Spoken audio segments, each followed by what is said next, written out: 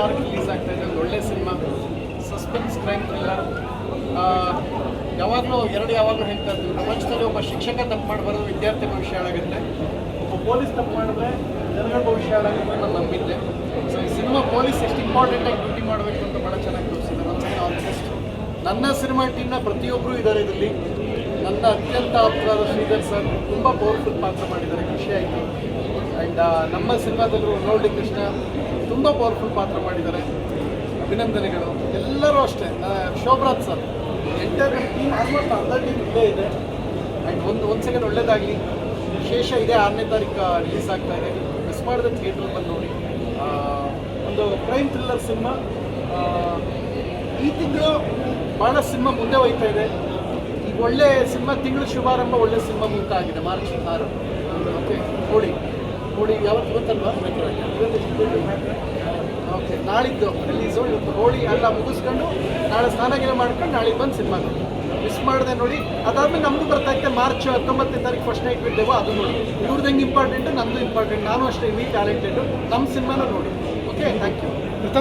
ಏನಪ್ಪ ಪೊಲೀಸ್ ಏನೋ ಯಾರೋ ಕೆಲಸ ಬಾರದೇ ಇದ್ದವ್ರು ಏನೋ ಹೇಳಿದ್ರು ಅಂತ ನೀವು ನಂಬ್ಕೋಬೇಡಿ. ಅಲ್ಲ, ಕೆಲಸಕ್ಕೆ ಬಾರದೇ ಇದ್ದವ್ರು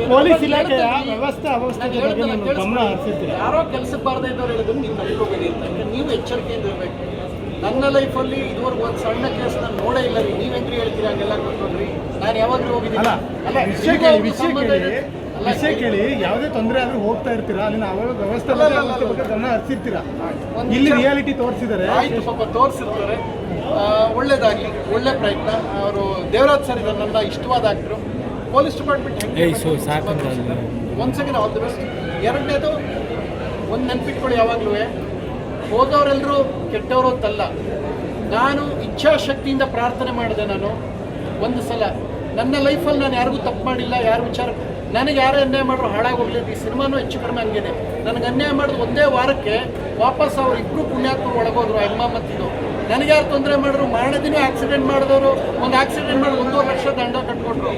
ಸೊ ಜೀವನದಲ್ಲಿ ಒಳ್ಳೇದು ಮಾಡಿ, ಒಳ್ಳೇದಾಯ್ತು. ನೀವು ಹೇಳಿದ ಅರ್ಧ ಕರೆಕ್ಟ್ ಆಯಿತು. ನಿಮ್ಮನ್ನೇ ನೋಡಿ ಹಣ ಕಣ್ಣು ಹೊಡಿತಿತ್ತು ಕಣ್ಣು. ಹಂಗೆ ಹೇಳಿದೆ. ನಾನೇನು ಹೇಳಿದೆ ಅಂದರೆ ಪೊಲೀಸರು ಎಚ್ಚರಿಕೆಯಿಂದ ಮಾಡಬೇಕು. ನನಗೆ ಖುಷಿ ಅಂದರೆ ನನ್ನ ಸಿನಿಮಾದ ಮುಕ್ಕಾಲು ಭಾಗ ಟೀಮ್ ಇಲ್ಲಿದೆ. ಅವರ ಪ್ರತಿನಿಧಿಯಾಗಿ ಅವ್ರು ಬಂದಿದ್ದೀನಿ ಅಷ್ಟೇ. ಅವ್ರು ಮಾತಾಡ್ತಾರೆ.